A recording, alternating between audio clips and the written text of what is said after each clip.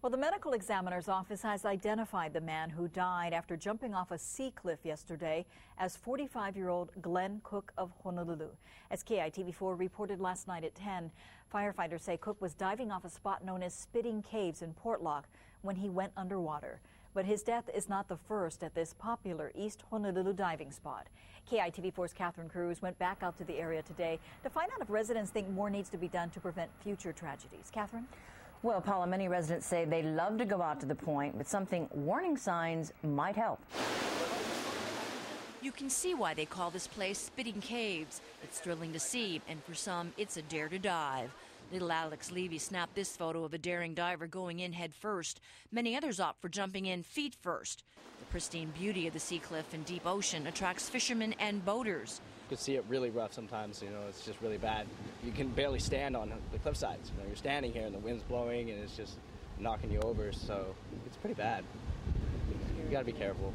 World-class diver Orlando Duque comes here a few times a year. He respects this spot. If the waves are big, it can be very tricky, so it's pretty dangerous. I mean, people may get a sense of that is much easier because it's not too high, but once you're in the water, you can get in trouble. Duque, who's ranked second in the world for high diving, is used to jumping off helicopters and bridges. So at 40 feet, Spitting Caves is not nearly as high as what he's used to, but the conditions make it dangerous. Here you need to know the conditions, know how high you are, how far you have to push, and still be able to control your body in the air.